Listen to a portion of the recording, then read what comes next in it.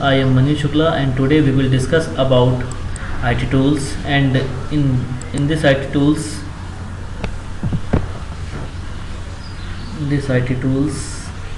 module we will discuss about MS Excel, and this is the lecture 18, and in this lecture we will discuss about the topic database function, define name and formula alting।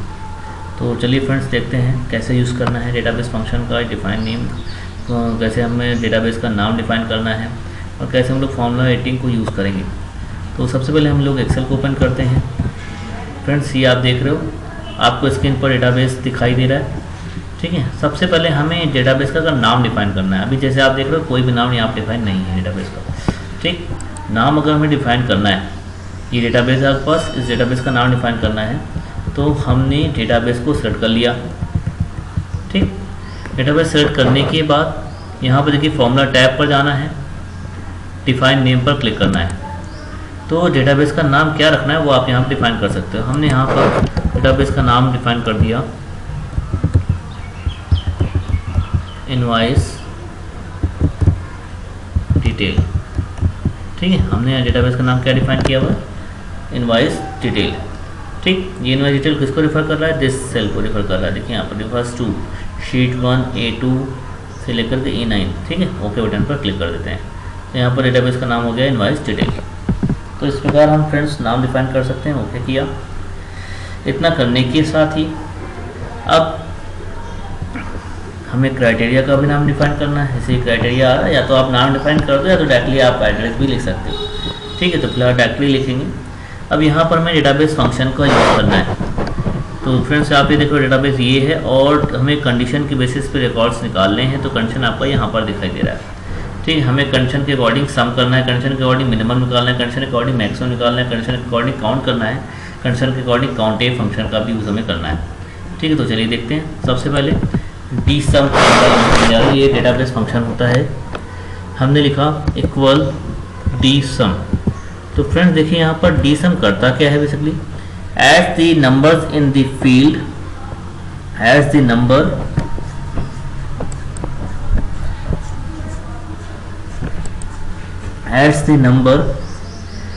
in the field column of records in the database that match the conditions you specify। जो add the numbers in the field of record, यानी एक field में जितने भी record होंगे उनको numbers को add करेगा इन द डेटाबेस में that match the conditions you specify, जो कंडीशन आपने स्पेसिफाई किया होगा, ठीक है।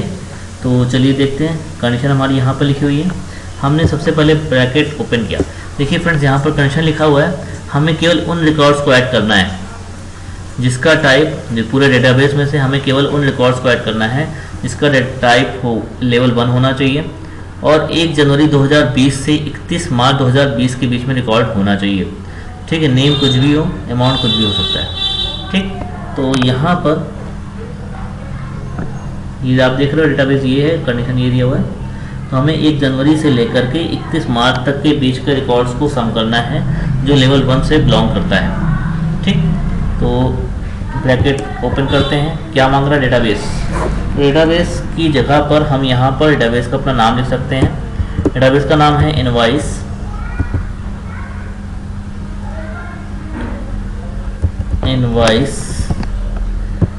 डिटेल,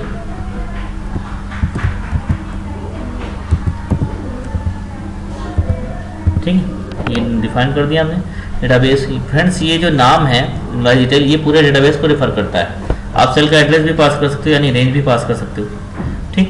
फील्ड पूछ रहा है हमें कहाँ से रिकॉर्ड्स निकालना है, कॉलम अमाउंट से निकालना है, हमें अमाउंट निकालना है, अमाउंट का सम करना है। तो यहाँ पर हमने कॉलम का नाम लिख दिया अमाउंट, फील्ड ये है, यहाँ से हमें रिकॉर्ड्स निकालना है। क्राइटेरिया के लिए कंडीशन ये दी हुई है, आप इसको सेलेक्ट कर लोगे। देखिए फ्रेंड्स हमने सेलेक्ट कर लिया, ठीक है। तो सेलेक्ट करने के बाद हमें यहाँ पर डॉलर साइन का भी अगर यूज़ करना है तो कर सकते हैं हम लोग। एब्सोल्यूट बनाने के लिए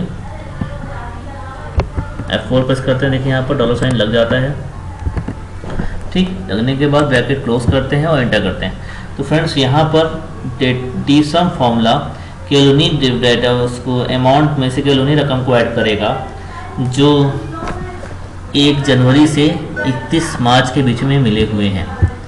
ठीक है, तो हमने यहाँ पर ब्रैकेट क्लोज किया और एंटर करते हैं। तो फ्रेंड्स यहाँ पर आप देख रहे हो 28/1/2020 का रिकॉर्ड 8000 है, 3/2/2020 का रिकॉर्ड 6000 है, 8/6/14 हो गया। और इसी प्रकार देखा जाए तो लेवल 1 में ही 10,000 यहाँ पर आ रहा है। ठीक है, 14/10/24 24,000 हो गया। ठीक है, बाकी आप देख रहे हो यहाँ पर लेवल 1 का एक और है 1000। ठीक है, यानी देखा जाए तो 25,000 लमसम आउटपुट आना चाहिए, आ गया। ठीक है, तो आप देख रहे हैं यहाँ पर, तो उन्हीं रिकॉर्ड्स को ऐड किया है जो 1 जनवरी से 31 मार्च के बीच में बिलोंग कर रहा है लेवल 1 के लिए। इसी प्रकार हमें डेट मिनिमम निकालना है पूरे डेटाबेस में से, कंडीशन के लिए मिनिमम निकालना है, उन्हीं रिकॉर्ड्स को मिनिमम निकालना है, उन्हीं रिकॉर्ड्स का में से मिनिमम निकालना, उन्हीं अमाउंट्स को में से मिनिमम अमाउंट निकालना है जो 1 जनवरी से 31 मार्च के बीच में बिलोंग कर रहे हैं और लेवल 1 टाइप होना चाहिए। तो फिर से हमने लिखा डी मिन। तो फ्रेंड्स ये डी मिन करता क्या है देख लीजिए, ये फंक्शन क्या करता है, it return the smallest number in the field, it return the smallest number in the field of records, यानी फील्ड ऑफ रिकॉर्ड्स में से स्मॉलेस्ट नंबर रिटर्न करता है इन the database that match the condition use specified, और जो condition से match करती होगी जो आपने स्पेसिफाई किया होगा। ठीक, तो कंडीशन आपको दिया हुआ देखिए ऊपर, हमने ब्रैकेट ओपन किया, डेटाबेस का नाम क्या है, इन डेटाबेस मांग रहा है तो हमने डेटाबेस का नाम लिख दिया इनवॉइस डिटेल, कॉमा लगाया, फील्ड अमाउंट है क्योंकि हमें अमाउंट निकालना है, मिनिमम अमाउंट निकालना है 1 जनवरी से 31 मार्च के बीच में। ठीक, और टाइप लेवल 1 होना चाहिए था। ठीक है, अमाउंट भी दे दिया। अब हमें कंडीशन के लिए ये हमने क्राइटेरिया सेलेक्ट कर लिया जो हमने डिफाइन किया हुआ है, तो डेटाबेस देना है, फील्ड का नाम देना है और उसके बाद क्राइटेरिया देना होता है। ठीक, हमें इसको एब्सोल्यूट बनाना है तो यहीं पर जाना है और F4 प्रेस करना है, तो ये एब्सोल्यूट रेफरेंस टाइप बन जाता है। ठीक है, ब्रैकेट क्लोज करते हैं, एंटर करते हैं। देखिए यहाँ पर 8000 6000। ठीक है, तो फ्रेंड्स अभी आपने देखा हमने डेटाबेस का मेन फंक्शन यूज़ किया है, इसके थ्रू मिनिमम रिकॉर्ड्स को निकाला है। अब हमें मैक्सिमम रिकॉर्ड्स को भी निकालना है, तो फिर से हमने सेल पर पॉइंटर रखा, यहाँ पर हमें मैक्सिमम निकालना है। तो मैक्स फॉर्मूले के लिए डी मैक्स नाम का फॉर्मूला यूज़ करते हैं हम लोग, इक्वल डी मैक्स लिखा।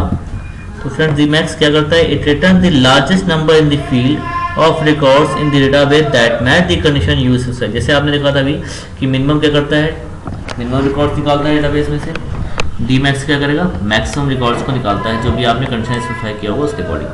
डी मैक्स लिखा, डेटाबेस का नाम अगेन क्या है, इनवॉइस डिटेल, देन कॉमा लगाया, फील्ड का नाम अमाउंट है तो वो भी हमने यहाँ लिख दिया, देन कंडीशन आपकी यहाँ पर दी हुई है, कंडीशन को हम सेलेक्ट कर लेते हैं।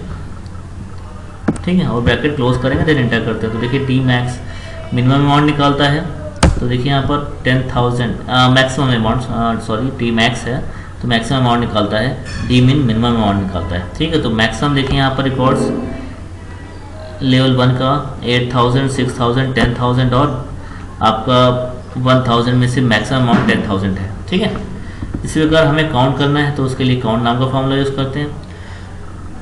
तो हमने यही लिखा D count. Friend D count क्या करता है, it counts the cells containing numbers in the field of records in the database that match the conditions we specify, यानी count the cells containing number in the field, यानी एक field में एक column में जिसमें भी नंबर आ रहा है उसको ये काउंट करता है, that match the condition specify, जो कंडीशन आपने स्पेसिफाई किया होगा। यानी ये ओवरऑल एक आपके द्वारा बताई गई फील्ड में जो भी जितने भी नंबर्स आ रहे हैं कंडीशन के अकॉर्डिंग उसको ये काउंट करके बताता है डी काउंट फॉर्मूला। हमने ब्रैकेट ओपन किया, फिर से अगेन वही पूछता है, देखिए सिंटेक्स दे रहा है, डेटाबेस का नाम दे देते हैं इनवॉइस डिटेल, ये हमने डेटाबेस का नाम लिख दिया, फील्ड नेम दे रहा है अमाउंट, तो डबल कोड में हम लोग अमाउंट लिख देंगे, डबल कोड बंद, देन कॉमा लगा, क्राइटेरिया आपका दिया हुआ है यहाँ पर जैसे अभी तक हमने दिया था वैसे ही सेलेक्ट कर लेते हैं कहीं, ब्रैकेट क्लोज किया और यहाँ पर ऑब्सर्वर बनाना है इसको, तो F4 प्रेस कर देते हैं। ये देखिए ये आपका F4 प्रेस कर दिया, ऑब्सर्वर बन गया और एंटर करेंगे तो काउंट करके दे देगा। तो जनवरी 1 जनवरी से लेकर के 31 मार्च के बीच में जितने भी रिकॉर्ड आ रहे हैं उनके नंबर्स को ये काउंट करता है। देखिए यहाँ पर तो 8000, 6000, 10,000 और 1000 टोटल मिला के 4 रिकॉर्ड्स हो गए। ठीक, इसी का एक और फॉर्मूला है D count A. Count A friends, it counts non-blank cells in the field of records in the database that match the condition you specify। यानी ये एक ऐसा फॉर्मूला होता है जो नॉन ब्लैंक सेल को काउंट करता है फील्ड ऑफ रिकॉर्ड्स में से डेटाबेस में। ठीक है, दी match the condition you specify. तो नॉन ब्लैंक सेल तो फिलहाल अभी है नहीं, तो अगर हमें नॉन ब्लैंक सेल देना है तो हम नॉन ब्लैंक सेल का करके आपको दिखाते हैं। जैसे देखिए यहाँ पर 6000 लिखा था, इसको हमने हटा दिया। ठीक, अब देखा जाए तो यहाँ पर नंबर्स वाले रिकॉर्ड काउंट में देखिए क्या दिखा रहा है, 3 दिखा रहा है। और तो हमने लिखा डी काउंट ए। ठीक है, ब्रैकेट ओपन किया, डेटाबेस आप डेफिनेशन कॉपी नोट कर लेना अपनी यहाँ से। ठीक है, ये दिया हुआ है, सिंटेक्स ये है आपका, database field comma criteria, D count A, database का नाम invoice detail comma field amount criteria, again वही परमिशन दे दिया।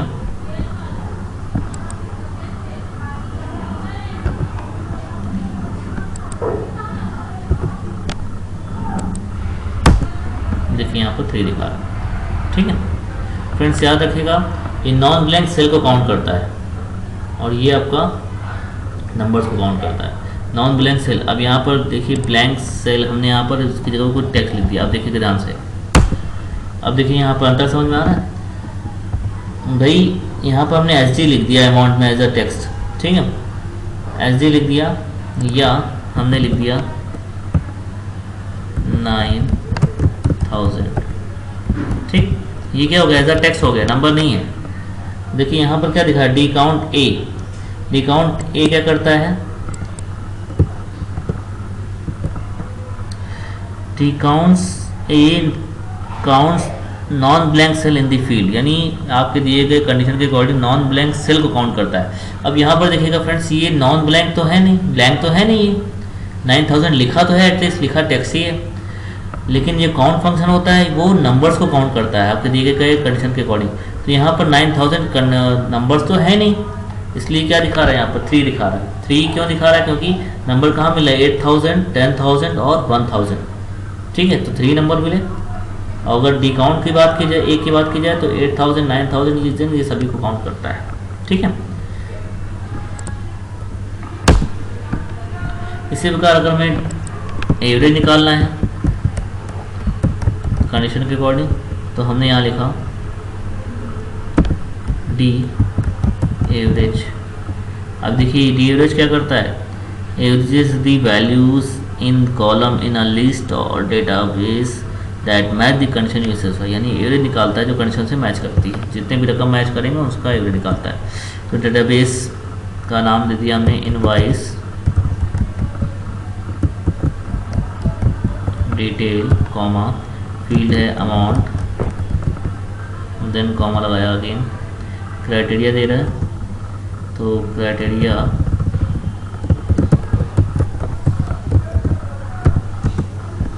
ये दे दिया हमने, अगर क्लोज किया तो जो भी डेटाबेस के अंदर वैल्यूज मैच करेगी कंडीशंस के द्वारा जो आपने दिया है उसी रिकॉर्ड उसी वैल्यूज़ पर एवरेज निकालता है। देखिए यहाँ पर तो ये एवरेज भी निकाल दिया है। ठीक है, एवरेज कैसे निकाला होगा अभी, 8000 प्लस 10000, 8000 प्लस 10000 प्लस 11000, यानी देखा जाए 1000, 8000, 10000 टोटल मिलाकर के 18000 हो गया, प्लस 1000 यानी 19,000। 19,000 को 3 से डिवाइड कर दीजिए। ठीक है, आपको हम दिखाते हैं। Equal 19,000 divide by 3। देखिए फ्रेंड्स आ रहा है आपको, तो ये एवरेज भी यहाँ पर निकाल दिया। ठीक है, अब फ्रेंड्स अगर हमें चेक करना है कि जो हमारी वैल्यू आ रही है कैलकुलेट करके ये कहाँ से आ रही है, टीसम आ रहा है तो कहाँ से आ रहा है, तो उसके लिए देखिए यहाँ पर एक फार्मूला टैब में ही ऑप्शन आता है फार्मूला 18 के अंतर्गत ट्रेस प्रेसिडेंट्स। इस पर आप क्लिक कर दीजिए। देखिए जैसे हमने क्लिक किया तो यहाँ पर इंडिकेट कर रहा है कि ये वैल्यू कहाँ से कैलकुलेट होकर के आ रही है, यहाँ से कैलकुलेट होकर के आ रही है और कंडीशन कहाँ पर दिया हुआ है, यहाँ पर दिया हुआ है। इसी प्रकार अगर डी मीन को चेक करना है तो हमने डी मीन सेलेक्ट किया फार्मूला ट्रेस प्रेसिडेंट्स, तो देखिए यहाँ पर भी दिखा रहा है। हमें ये भी देखना है तो ट्रेस प्रेसिडेंट अगेन, तो आप देख रहे हैं यहाँ पर ये मार्क बनते चले जा रहे हैं, ट्रेस करके दिखा रहा है। अच्छा, इसको अगर हटाना है मार्क को तो रिमूव एरोज पर क्लिक कर दीजिए। इसी प्रकार ट्रेस डिपेंडेंट्स, कौन सी वैल्यू किस फॉर्मूले पे डिपेंडेंट है, अगर हमें ये देना है तो अब जैसे कि हम चाह रहे हैं ये जो वैल्यू है 8,000 ये किस फॉर्मूले पे डिपेंडेंट है, यानी इस वैल्यू का यूज़ किस किस फॉर्मूले में हुआ है हमें ये जानना है, तो ट्रेस डिपेंडेंट पर क्लिक करना होता है। अब देखिए फ्रेंड्स, ये देखिए इन सभी फॉर्मूले में इसका यूज़ हुआ है, इसलिए यहाँ पर ये दे रहा है, देख रहे हो। ठीक, और रिमूव करना हटाना है इसको तो रिमूव एरोज पर क्लिक कर देते हैं तो ये भी हट जाता है। शो फार्मूला, अगर हमें फॉर्मूले को शो कराना है, अभी फॉर्मूला दिखाई नहीं दे रहा है यहाँ पर, तो शो फॉर्मूले पर क्लिक करें फॉर्मूला दिखाई देगा। देखिए यहाँ पर फ्रेंड्स ये फॉर्मूला आपका आ गया। ठीक है, इस पर आप क्लिक करके पूरा फॉर्मूला अपनी कॉपी में नोट भी कर सकते हो। देखिए यहाँ पर ये दिखा रहा है, ये फॉर्मूला है। ठीक है, इसको भी आप यहाँ पर देख सकते हो। इसके साथ ही अगर हमें चेक करना है, इवेलुएट करना है कि वैल्यू आ रही है तो यहाँ पर कैसे आ रही है, तो हमने शो फॉर्मूले से क्लिक हटा दिया और उसके बाद देखिए यहीं पर एक ऑप्शन आता है नीचे इवेलुएट फॉर्मूला, इस पर क्लिक करिए। अब देखिए जैसे ही फ्रेंड्स हमने इवेलुएट फॉर्मूले पे क्लिक किया तो एक डायलॉग बॉक्स ओपन हुआ है, इवेलुएट फॉर्मूला नाम का ओपन हुआ है। ठीक है, और ओपन होने के बाद यहाँ पर देखिए इवेलुएट पर हमने क्लिक किया तो इनवाइस डिटेल में सबसे पहले क्या आ गया, सेल एड्रेस, फिर इवेलुएट पे क्लिक करते हैं 9,000। तो ये देखो ये कैलकुलेशन के स्टेप्स को डिफाइन करता है इवेलुएट फॉर्मूला। ठीक है, इसी प्रकार यहाँ पर देखते हैं ये कैसे आया, इवेलुएट फॉर्मूले पे क्लिक करते हैं डी एवरेज, देखिए। ठीक, तो इस प्रकार हम लोग इवेल्यूशन कर सकते हैं। तो ओके फ्रेंड्स, आज के लिए इतना ही, बाकी नेक्स्ट क्लास देखेंगे। Thank you.